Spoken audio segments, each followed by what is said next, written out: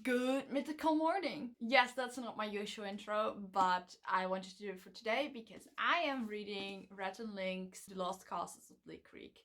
If you don't know who Link, Neal and Rhett McLaughlin are, they are the hosts of the internet morning show, I think, Good Mythical Morning, and they have been going on YouTube for about 8 years now, and they are my favorite YouTubers, and my boyfriend introduced me to them, and it's just keeping up with what they're doing and all the silliness. It's amazing. I've been watching them for about 3 years now, I think, and I wouldn't imagine my YouTube watch life without them. So obviously, as a fan of them, I wanted to read their novel.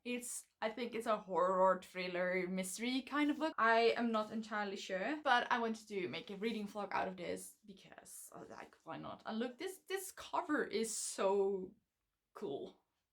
So The Lost Castles of Bleak Creak is a book that's like roughly based on Rhett Link's own childhood. They've been best friends for about 30 years and they grew up in Boys Creek, North Carolina. Like you can see, this is called Bleak Creek, and obviously they made a lot of adjustments in names. So it would be a work of fiction because it's still a work of fiction because it's a horror thriller story kind of line, and I don't think that really happened, but the characters Leif Nelson and Rhett McLaughlin are based on Link, Neal and Rhett McLaughlin. Sometimes I just don't want to read the book for the book because of the context of it. That's the case for this book. So at this moment, I didn't start filming when I was starting the book because it was very late at night, and yesterday I did not have any energy. But I'm currently 70 pages in, and let's recap where I am currently and what happened so far. And truth be told, like nothing, like the story is still building up. It's not like nothing happened, but the plot is like only just starting to roll. There was a lot of setup and like giving the reader a feel of the characters, making them care, and just a natural progression, if you get what I mean. At this moment we have 3 storylines. So the first one needs a bit of context. So like I said, it's a bit of a horror thriller kind of thing, and I think where that's element comes from is there is a kind of school in Bleak Creek where kids go to sometimes for several months, sometimes years, because they're trouble or don't behave as well as the very religious parents want them to. And over the years, even 3 have died. So it's like spooky, creepy, and just general. Kids are very afraid to be sent there. They are rightfully so, because in the prologue, you see one of the characters escape from there, running for their life, afraid for their life. Like, oh my god, they are really going to kill me. And like that really set the tone. And I like that they had a suspenseful but not like yet scary prologue to let you know where everything is at that moment. And then the first chapter started, which is the second storyline of Leif and Rex. The second storyline, like I said, it's Leif and Rex, and they are making a movie because they want to win the Durham Film Festival, because they have, I don't know, they have great plans for themselves. And I like it when kids have ambitions and they are really going for it. And like this book takes place in like the 80s, I think, early 90s. So it's like old camcorders kind of stuff filming. So they're making a movie about like a ghost dog together with their best friend Alicia. First thing is they live in a very religious small town. So the fact that they are making a movie about a ghost dog isn't like very appreciated, but their parents were like, okay, kids to be kids. But then they needed to shoot a scene at a very public display. So they waited until there was like a town gathering and decided to go shoot something there. But there was like food involved, obviously prayers, and there were 2 pastors, I think, that were praying, and they interrupted that, so they got in a lot of trouble. And basically that's where the story is taking off from, because shortly after some action started, and I don't want to elaborate on that because A, spoilers, B, I need to figure out more about how that is going further until I can give more of an opinion about it and correctly formulate it, because it's only a small thing that happened and it's like direct spoiler. I don't know, I'm gonna figure this out, and if there are gonna be spoilers, I want to put like timestamps from where the spoiler is starting and until when the spoiler is existing. How do you call it? like where you can skip to so you can avoid any spoilers. So I'm just gonna talk and there will be information like here, and this is an example. Okay, so that's 2 out of 3 storylines, and the third one is, as far as I know, not connected to the other 2 storylines. Like the first 2 have common ground and common elements. I don't know how to explain it without spoiling, but the third one is completely disconnected. The only thing I see happening is that it's a girl who graduated film school, and she came to Bleak Creak because her grandma lives there, and she thought that Bleak Creek was very weird, and especially because her grandma thought that so many people were having kidney stones. I don't know where that is going, but like there was an entire page of the grandma talking about how many people and how many kidney stones were involved. The girl in question was going to a bad breakup, and she wanted to have a distraction, and especially as the breakup was with someone who she worked together with for film reasons, she wanted to do her own project to get back into the flow, if you get what I mean. And she is in Bleak Creek for that. I don't know where that is going. I'm not that far yet. I'm 70 pages in. I've made, if you can see it, no, you barely can. Oh, there you go. I tapped 3 times, like, let's say it like that. And mostly it's because I found it a funny remark or anything. But I have the feeling that the story is gonna pick up really soon, and so I want to go and read some. I'm gonna update you later, I think. But so far, this book is incredible, and this is the first novel that Rhett and Link have written together. Like, they have a book, the Book of Mythicality, but like that's non-fiction, that's different, that's about their life as internetainers and just their whole brand kind of thing. And this is like an actual novel, and even though the characters and the setting is based on real people and real places, it's impressive because it actually works really well. And sometimes like the pacing or the build-up for something suspenseful is really off, but this felt like a straight line up, and now things are happening, it's a bit like this. I don't know how to explain it any better. Anyway, so far so good, and I will update you later. I've got 2 more things before I'm going back to reading, and the first is this bookmark, and absolutely incredible. Like, it's spooky and creepy and still beautiful in a way. And I thought, yeah, that fits this book. So go check out her store. I've got a link below and all her socials as well, because A, she makes great booktube videos, B, she makes amazing art. So why do I do A, B, and like not want to? This is chaotic, but that's allowed in Bi Pride Month or whatever. It's like Bi Pride or Bi Awareness Month. I don't know exactly, but I've seen a lot of Bi chaos, and I'm here for it, and I'm just sharing my fair share of it. And the second thing is Bookmail. I have a big haul planned for all the books that I've got during the summer, but I had the feeling that September is gonna be its own video. I want to unpack this for now, and I have a feeling what it is, but I'm not sure. It took way more effort to open this than I wanted it to, so here we go. It's from a giveaway I won, and it's a copy of Echo and Code by R.C. Glenn. I already read this book, but like I want to give away, and I'm gonna make sure it gets a amazing home because this is so good. Like, I love that I got this during a vlog for a thriller kind of book, because this is like horror thriller as well, and it has some sci-fi and time travel involved, and it's from an indie author. You should check it out. It's available on Amazon, Kindle, and whatnot, and it's also a quick book. You can get through it fairly easily, to be honest. Yeah, there are like 230-ish pages, like a little more than that, but like it's amazing. I just love this. But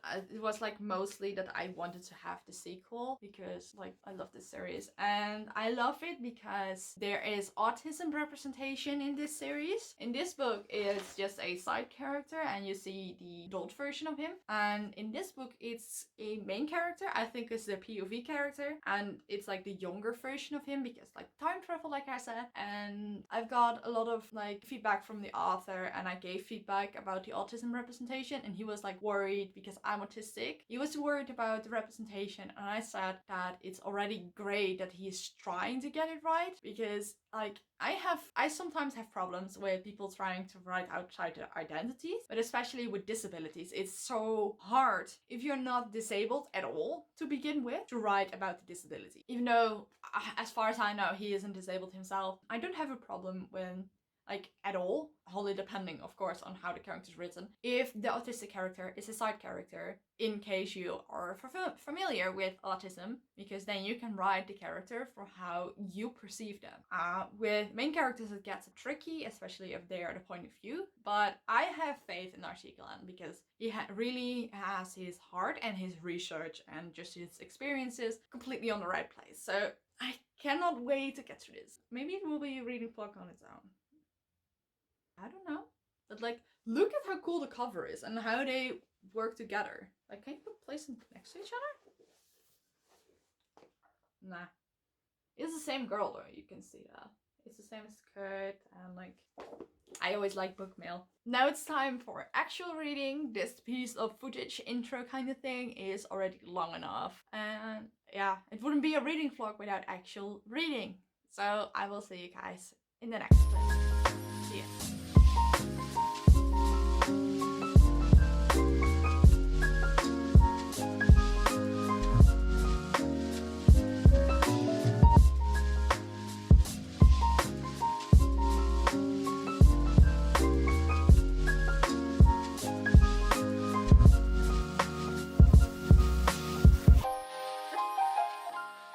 So who would have thought that it would actually be important to vlog my reading during a reading vlog? Because I did not, I completely forgot, and I'm so sorry. Jokes aside, what happened is that I was already 140 pages in this book before I went to my boyfriend, and I did not expect to fully finish it before going home. I finished it last night. I just got home like an hour ago, and I did not expect it. I never really did any kind of blog or YouTube stuff when I'm at my boyfriend's, and I completely forgot. Even though he's completely fine with me doing it, I just have to find a sort of workflow to make it work. So let's talk about the book anyway. So here we are again with The Lost Causes of Bleak, and I tapped, you can see it. Maybe you can see it now? Yeah, you can see it now.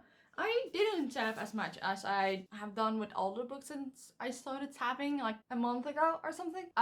But that's okay because this is a horror thriller and I usually tap a lot when I relate a lot to the characters or there's certain representation. And mostly in this book what I tapped was all the references to Rhett Link themselves and the documentary that I made about Creak, which is the town where Bleak Creek is based on. I want to create a little spoiler section at the end of this video, so I will just go into my thoughts about this book without spoilers, and then I will just tell you there are spoilers, and there will be a timestamp here to where you can skip for my outro, or you click away the video. Don't forget to like and subscribe if you enjoyed this, because of course. Yeah, okay, let's dive in this book. So while reading, I finally got a way to describe the school I was talking about. It wasn't really evident in the first 70 pages what the school really was, but it's like a reforming school for troubled youngsters, and this book is taking place in 1992, so that was more common. And if you would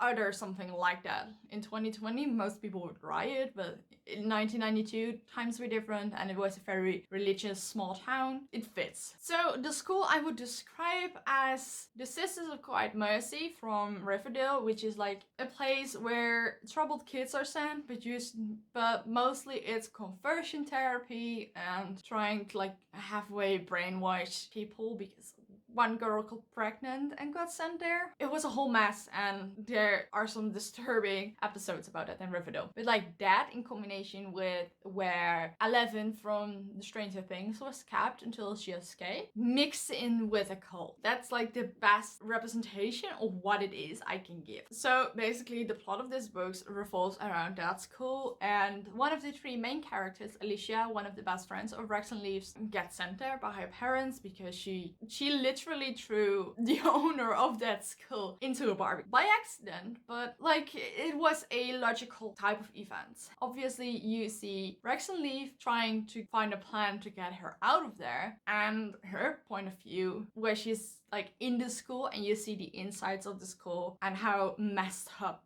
the school actually is. And I made sense of the third storyline. That girl that was making a documentary about how weird Bleak Creak actually was, she got on the trail of that weird school, and she found out that her cousin went to that school, and which is why her cousin is acting so weirdly. And she's trying to figure it out, and logically that would bring her on the path of Rex and Leaf. I don't consider it a spoiler because if you have read enough books, if you see 3 separate storylines, you know that they will come together eventually. So like it happens, I'm not telling you where and how, but like it's logically. And honestly, this book, it got weirder and stranger and more creepy as I went. Most of it I didn't see coming. Like usually you can like think up like in a way how certain things tie together or why such creepy things are happening. But this book did a really good job at keeping everything under wraps until right before you needed the information. So you as a reader were kept in the dark as well, just like the characters. You were figuring things out along the way,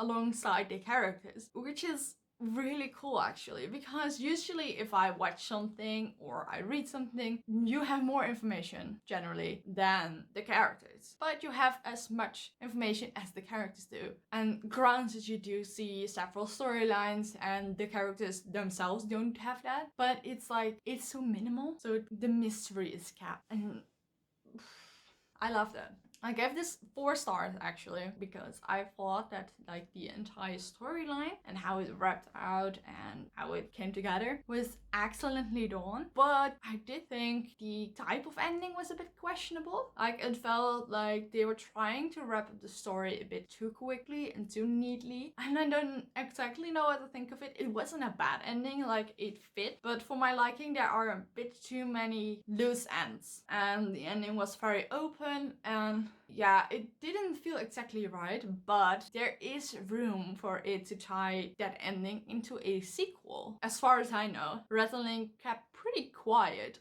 about this book until it was pretty much done.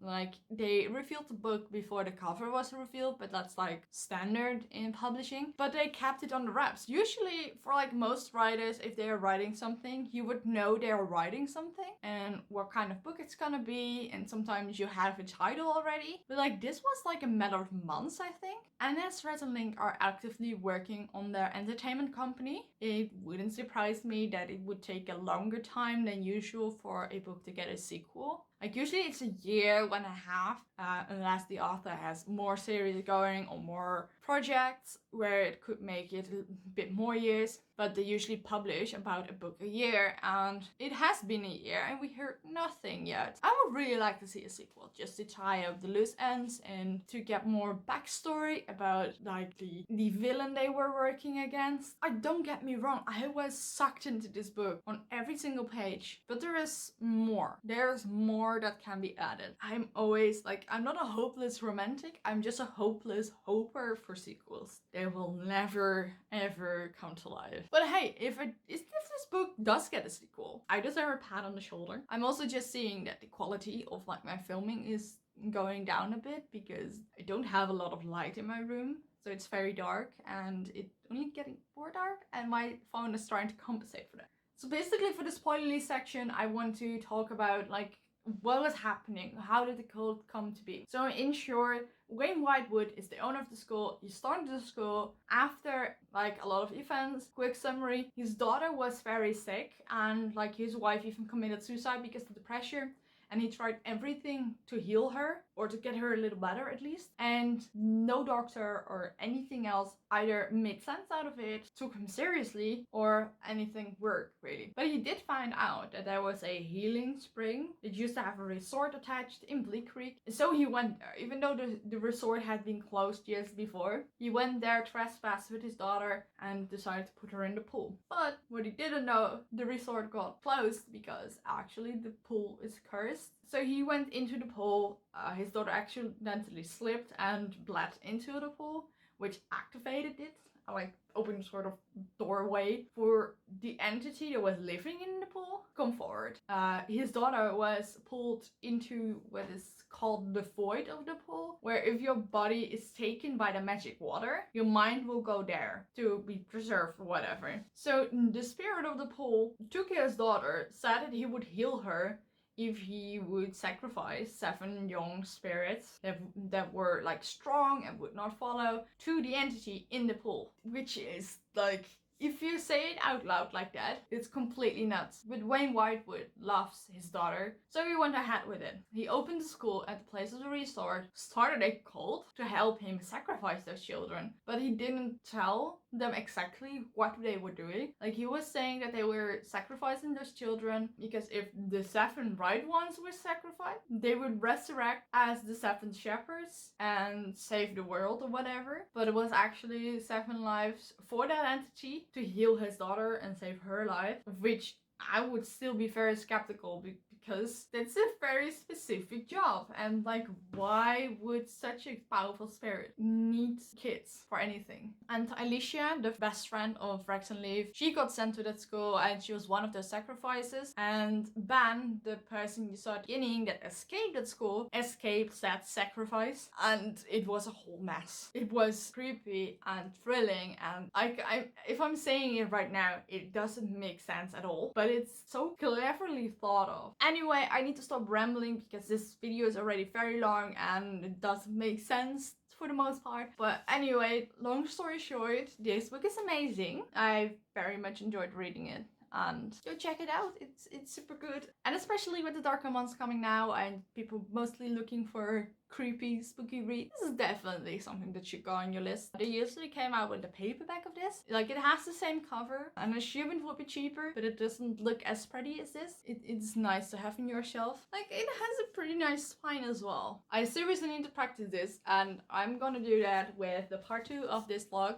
about reading Echo. Echo is the name of the first book, Code by R.C. Glenn. Really, you should check this out as well because it's an indie series and we should support indie authors way more than we are already doing because they create amazing books and don't get the recognition they deserve for it. That's why I want to end this vlog. I keep calling it a vlog, but it's like a chaotic disaster. And I see you guys in the next video. Stay safe, stay hydrated, wear your mask, be kind to each other, and just don't yell at me for this chaos. I'm trying, okay? But yeah, anyway, bye bye. See you next time.